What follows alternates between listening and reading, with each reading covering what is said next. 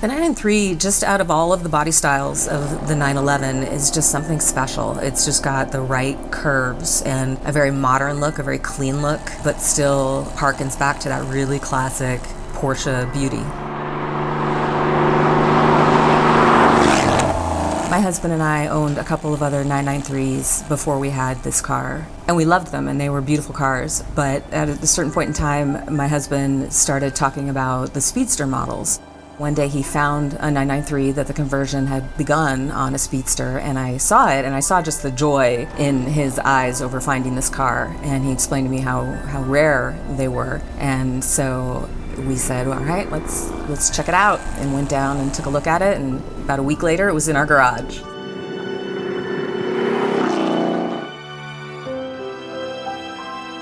What sets this one apart is just the basic fact that it is a Speedster and it's a wide body. Those are kind of two elements that come together, I think, and make it something that stands out and is so unique. And when people see it, you can just see it in their face. They're trying to put it together. Like, where did this come from and how old is it? Very specifically, he wanted it to be all OEM and all what the factory would have made had they produced this car. I'm Karen, and I drive a 1995 993 Speedster.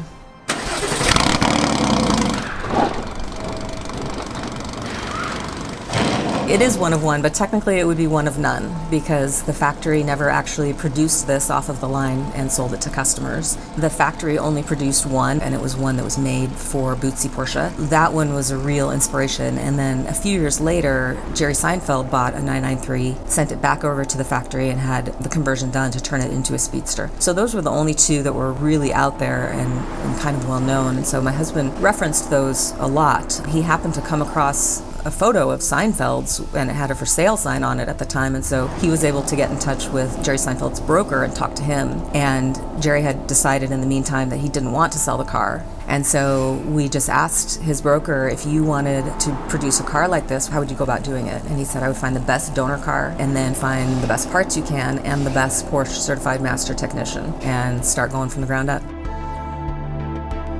Finding a technician was a big part of it because everything was going to be in that person's hands. And so as it turned out, there was one in our same city, and we were able to meet up with him and lay out the vision. And he said, all right, we'll go for this. What I remember mostly is the process of trying to acquire all of the parts, because we were looking very specifically for 964 Speedster parts, and Porsche only made less than 1,000 of those. And so as time goes by, those parts become more and more rare.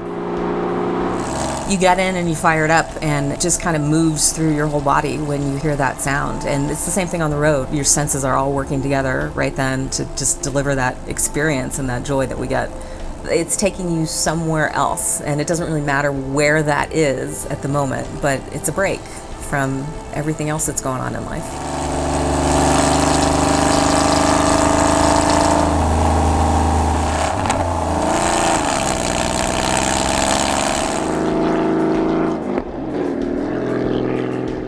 A lot had to be customized on it. The wide body fenders, those had to be welded and fit exactly, and you can see it just creates a beautiful look, a beautiful line.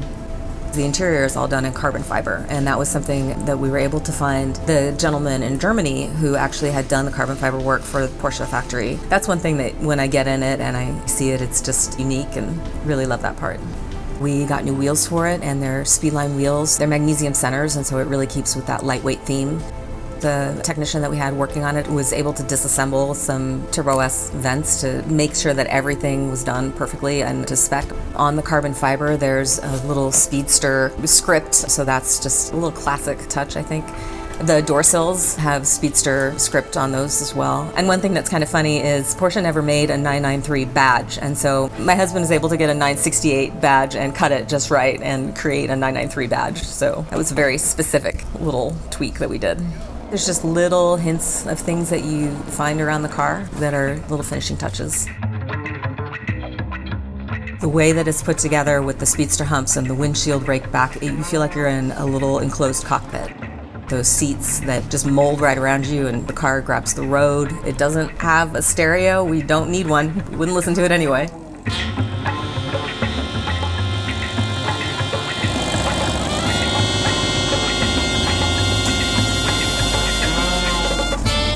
There's a manual on the top, and it basically calls it an emergency rain top.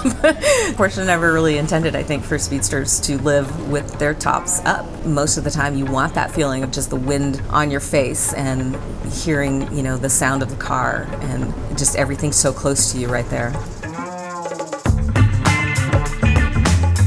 When we were at the 2015 Porsche Parade, the president of the PCA that year happened to institute a People's Choice Award for the kids. And we were so just shocked and pleased and overwhelmed to find out that the kids had voted our car as their favorite for the year. And that was really special because kids are so genuine. So that was one of the best awards the car has ever won. It was a labor of love. And I think that's one of the things that makes it really special to us is that it's so personalized and there's nothing out there quite like it. And when we're in it, there's just that feeling that we've got exactly what we want. It's just the completion of a vision and a dream and seeing that done so well. And so many people helped along the way and were part of that process. We talked to so many people who gave input and let us look at their cars. So I just feel like there was a real community that came together to help us create this thing, and seeing it put together so beautifully is really rewarding.